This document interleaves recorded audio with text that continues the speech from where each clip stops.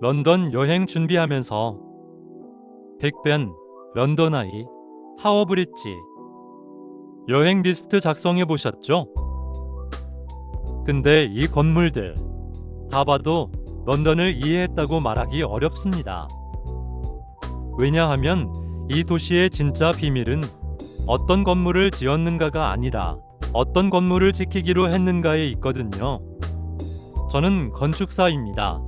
오늘 관광 가이드북에는 없는 런던을 보여드리겠습니다. 건축으로 보는 진짜 여행 시작합니다.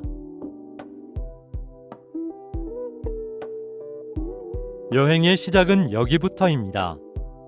세인트 폴 대성당입니다. 관광지 리스트에도 분명 있을 거예요. 하지만 대부분은 그냥 사진 찍고 지나갑니다. 이 건물의 진짜 의미를 모른 채로요. 1666년 9월 런던은 불탔습니다. 대화제로 도시의 80%가 잿더미가 됐죠. 그 폐허 위에 크리스토퍼 렌이라는 건축가가 성당 하나를 세웁니다. 이 돔의 높이는 111m. 당시로서는 상상할 수 없는 높이였어요. 그리고 런던 사람들은 결정합니다. 이 돔은 어디서든 영원히 보여야 한다고. 1937년 런던은 법으로 이걸 고정시킵니다. 세인트 폴 뷰 코리도어라는 이름으로요. 런던 외곽 10곳의 지점에서 이 돔이 방해받지 않고 보여야 한다는 규칙이죠. 지금도 수천억 원짜리 초고층 빌딩들이 이 300년 된 돔을 가리지 않으려고 스스로 물러서고 낮아지고 비틀립니다. 런던 여행 중에 문득 하늘을 보세요.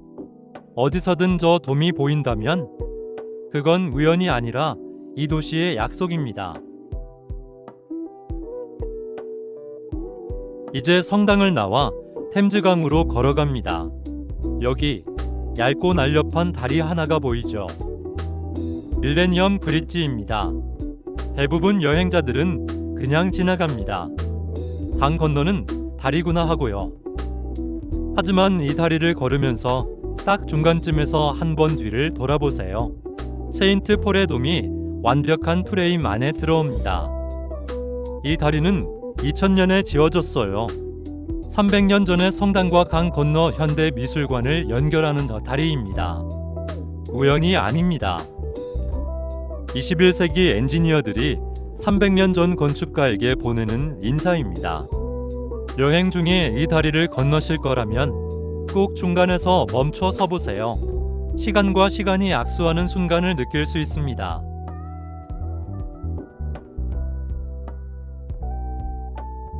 다리를 건너면 거대한 벽돌 덩어리를 만납니다.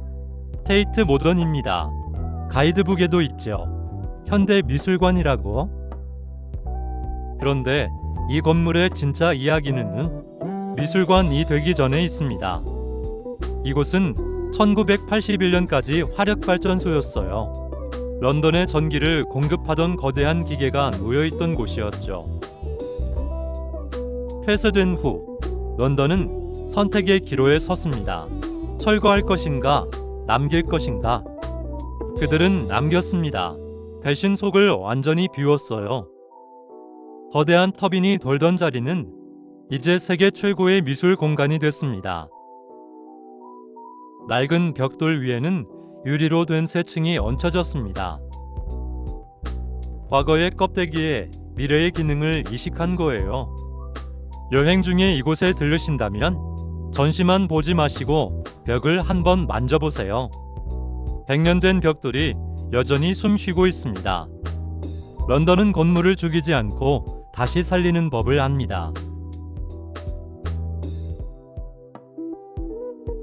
이제 강 건너로 눈을 돌려볼까요? 저기 유리 조각처럼 날카로운 건물이 보입니다. 더 샤드. 유럽에서 가장 높은 건물이에요.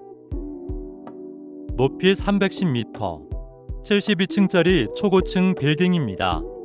관광객들은 대부분 전망대에 올라가죠. 런던을 내려다보려고요. 하지만 건축사인 저는 이 건물을 밑에서 올려다봅니다. 이 건물의 진짜 아름다움은 여기 있거든요. 건축가 렌조 피아노는 건물 꼭대기를 닿지 않았어요. 유리 조각들이 위로 갈수록 흩어지면서 하늘 속으로 사라지게 만들었죠. 거대하지만 투명하게, 높지만 겸손하게. 이 건물은 런던의 시시각각 변하는 하늘을 빌려 스스로를 지으려 애씁니다. 여행 중에 이 건물을 보신다면 전망대도 좋지만 한 번쯤은 멀리서 바라보세요.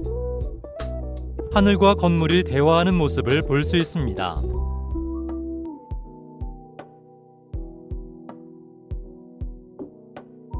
금융 중심지로 더 깊이 들어가 볼까요?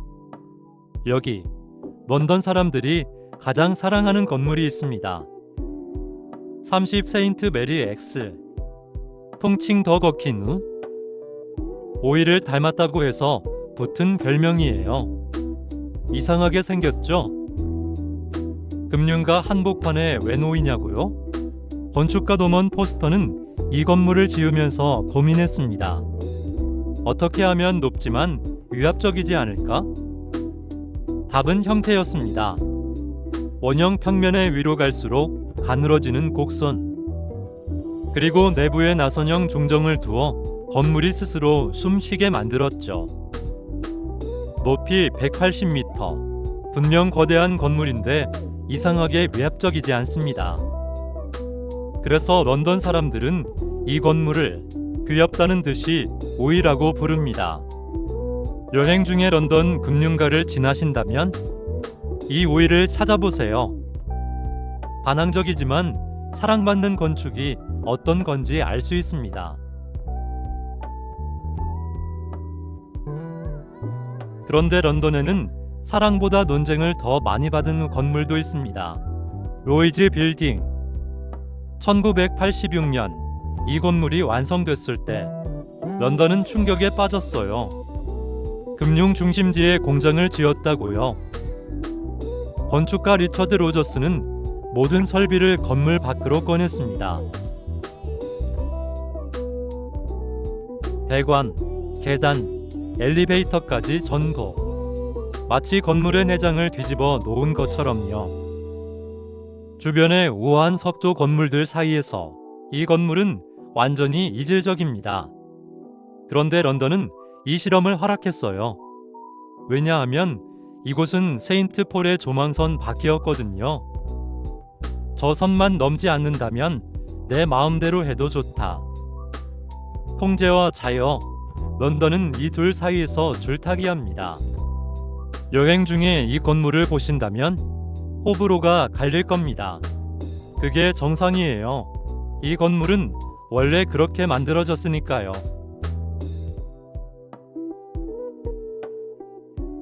마지막 장소입니다. 런던의 관문, 킹스크로스역으로 가보겠습니다. 런던으로 들어오거나 나갈 때 한 번쯤 지나치는 곳이죠. 대부분 여행자들은 그냥 기차 타러 왔다 갑니다. 이곳이 얼마나 특별한지 모른 채로요. 150년 된 기차역이지만 안으로 들어가면 놀라게 됩니다. 2012년 이 역은 완전히 새로운 천장을 얻었거든요. 철과 유리로 만든 반투명 지붕. 빛이 부드럽게 퍼지면서 150년 된 역사가 숨쉬게 합니다. 역 뒤편으로 가면 또 다른 풍경이 펼쳐집니다. 코올드롭스 야드. 한때 석탄 창고였던 버려진 땅이 이제는 런던에서 가장 세련된 광장이 됐어요. 토마스 헤더윅이 설계한 이 지붕 아래에서 사람들은 쉬고 만나고 이야기합니다. 19세기의 거친 벽돌과 21세기의 매끄러운 강철이 서로 기대어 서 있습니다. 런던은 과거를 지우지 않습니다. 그 위에 미래를 조심스럽게 얹을 뿐이죠. 여행의 마지막이나 시작이 킹스크로스라면 기차 시간보다 조금 일찍 와서 이곳을 천천히 걸어보세요. 시간이 어떻게 쌓이는지 눈으로 볼 수 있습니다.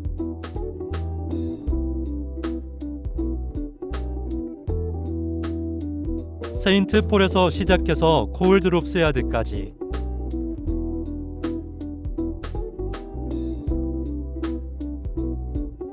우리가 만난 8개의 건물은 모두 다른 시대에 지어졌지만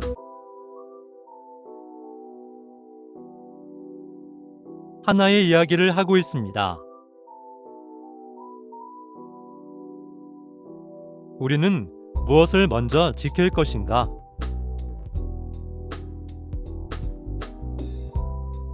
런던은 미래를 거부한 도시가 아닙니다.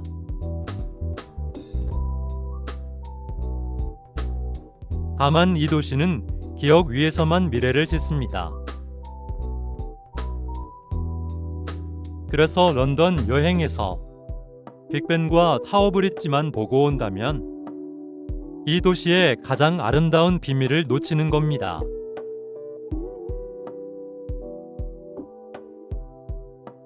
건축사가 읽어주는 도시 여행. 첫 번째 이야기, 런던이었습니다. 다음 도시에서 만나겠습니다. 구독과 좋아요 부탁드립니다.